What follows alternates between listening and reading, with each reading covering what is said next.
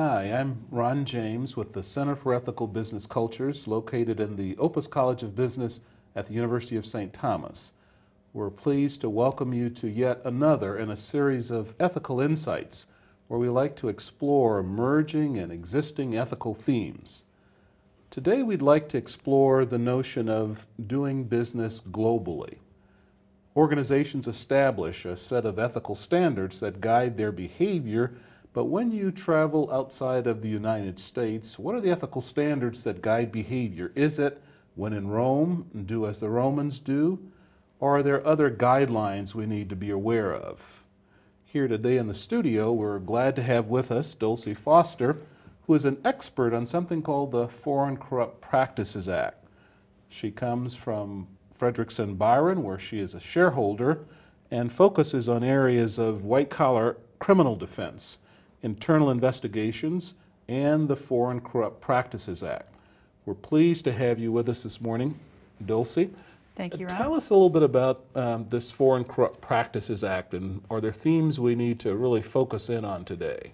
I think the things that companies need to consider when they're looking at this issue is, first of all, why do they need to be concerned about the Foreign Corrupt Practices Act and the potential for corruption when they do business abroad? What does the law require and what does it cover? Whom does it affect? How can an organization protect itself from corruption? And also, how can you balance the cost versus risk in a way that makes sense for doing business? That sounds like a lot. Maybe we can back up and start with this notion of foreign corruption. Why should a business be concerned about that? Well, I think a lot of folks who live in the United States and do business here and haven't traveled much abroad expect things in the rest of the world are going to be a lot like they are here. Typically, when we do business, we don't have people knocking on our door asking for illegal or improper payments. But the landscape changes dramatically when you leave the United States, and corruption is a very, very real thing. In many parts of the world, it is a common and expected way of doing business. It is, I've seen websites that basically talk about how it's virtually impossible to get an item through customs without having to make an extra payment to the customs official in order to get that customs to release the package or whatever that's coming in. Impossible to get a government contract without paying a little bit of extra money to the procurement officer of that government agency. And so it is a really, really common thing in other parts of the world. I think, again, for people who don't travel much, a surprisingly common occurrence. And so businesses, as they expand and seek to take advantage of the larger markets that are available in countries like China and Russia and India, South America, pretty much anywhere else in the world, need to be aware of these risks, because if they ignore it, if they expect that it's just going to be business as usual and don't take proactive steps to try to control and prevent the potential for corruption, then they are very likely to run into the occurrence of it and may trip over and violate the Foreign Corrupt Practices Act. So just because it's expected in another country or culture doesn't make it legal or ethical. Absolutely not. And it's I think it's an unfortunate reality that it is a fact of doing business in many parts of the world that bribes will be requested.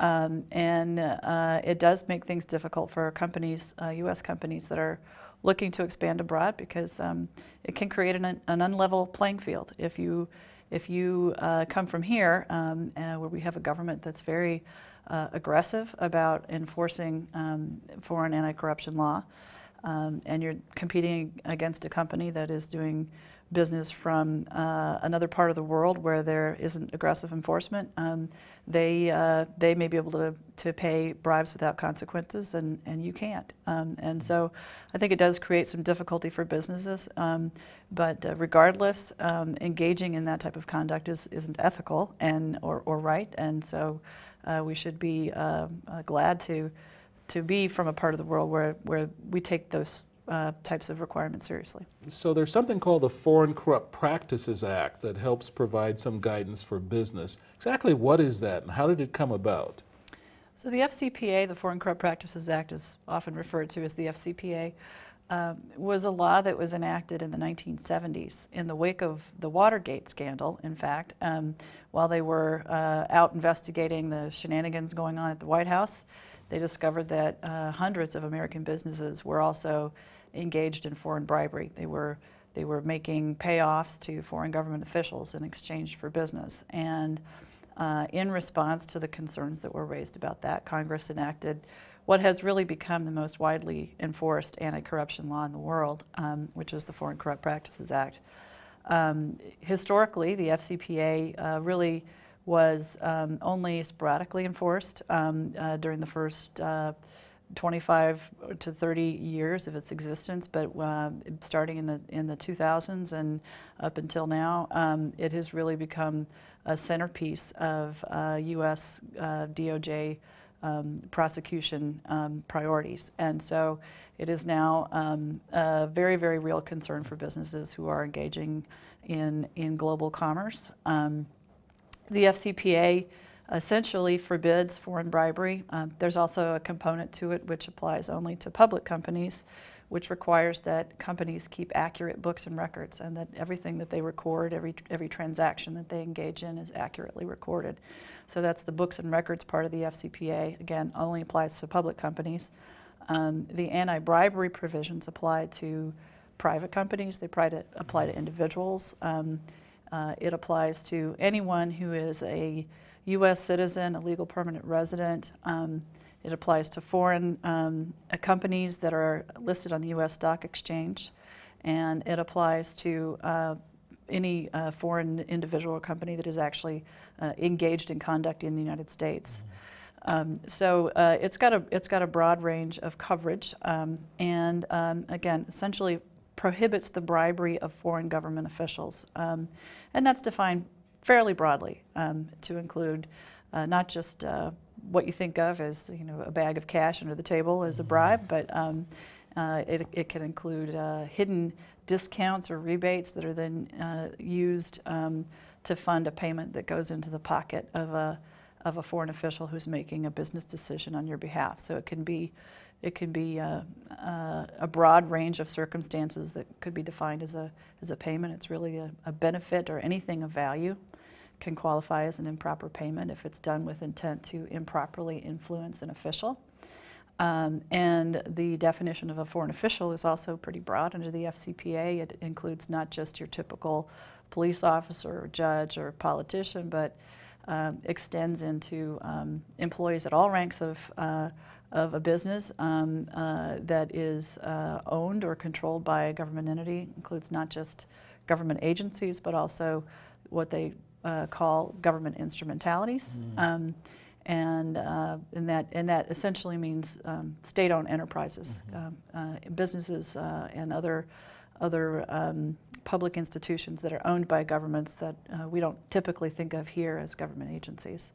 So, for example, in China, which is a communist country, almost every business is really a public instrumentality, and almost every employee of those businesses would be considered a foreign official.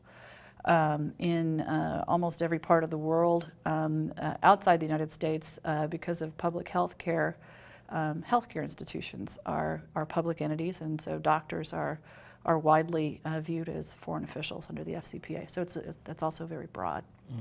So there's a wide range of coverage, and what it prohibits is the payment of things of value to those individuals in exchange for business advantages or business contracts. And does this extend to third parties that I might engage to do business on my behalf in these foreign countries? Well, the FCPA prohibits, with regard to third parties, is the payment of something to a third party with knowledge that the third party will then make an improper payment to a foreign official. Knowledge is not just what we think of as, we absolutely know that, for example, the distributor or the third-party consultant that we've retained is going to be taking part of the payment and paying a bribe with it, but it includes deliberate ignorance or willful blindness. So if you have a strong reason to believe that is what's going on, and you turn a blind eye to it, that could be considered engaging in violation of the Foreign Corrupt Practices Act, because you've acted with willful blindness to the fact that money that you've paid to someone else is being used then to pay a bribe. So as a business is doing business globally, how does an organization actually protect itself from corruption? I think the important thing is to establish a strong compliance program. And establishing a strong compliance program, that could mean different things for different businesses.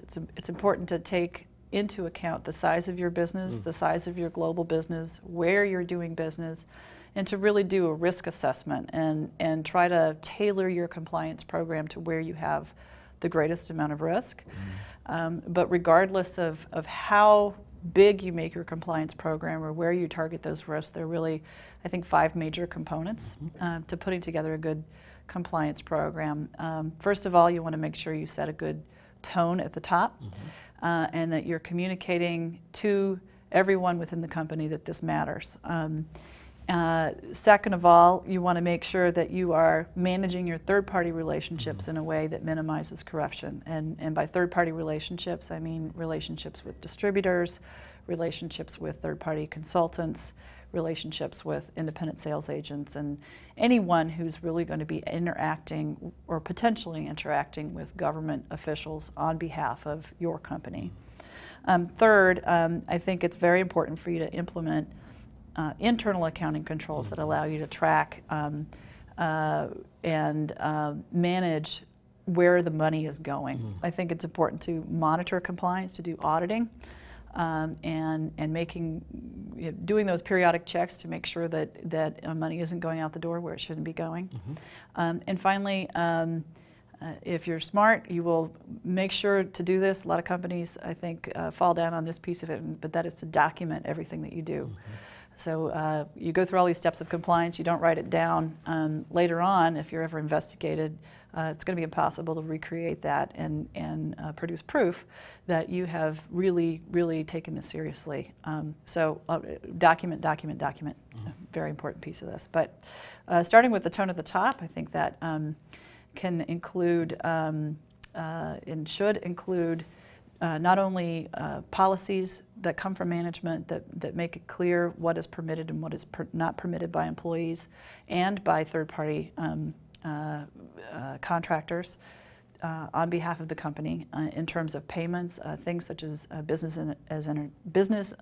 entertainment and meal expenses, things such as what to do with petty cash funds, charitable contributions, et cetera, et cetera, et cetera. You want to have policies around that.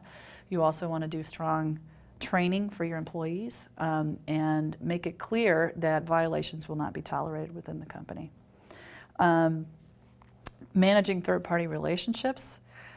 This involves, I think, really 2 things. One, setting up your contracts with third parties, such as distributors and consultants, in a way that makes it clear in the direct language of the contract that a violation of anti-corruption law will not be tolerated and can result in termination of that relationship, and that requires them to certify compliance with your policies, your anti-corruption policies.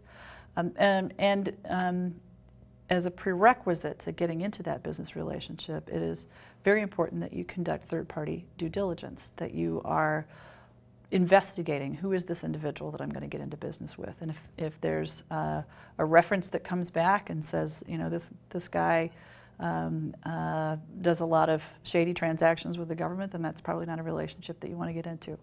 So doing a little bit of third-party due diligence before you open that door to that relationship is a critical piece of that. Implementing accounting controls. This includes everything from detailed expense reporting to closely monitoring your petty cash or eliminating petty cash funds altogether. Monitoring and requiring approvals for charitable donations. And then just making sure that those controls are managed and put in place is sort of the 4th component of this, the monitoring and review piece of it. Once you've got these accounting controls in place, you want to then look at the documentation on a periodic basis, see what information employees have submitted to support their expenses, and see what information has been documented and provided around your charitable contributions, et cetera, looking at the accounts where there's most likely to be violations and actually testing what's been submitted to make sure that they're in compliance with your policy and with any contract terms that might apply. And then finally, document.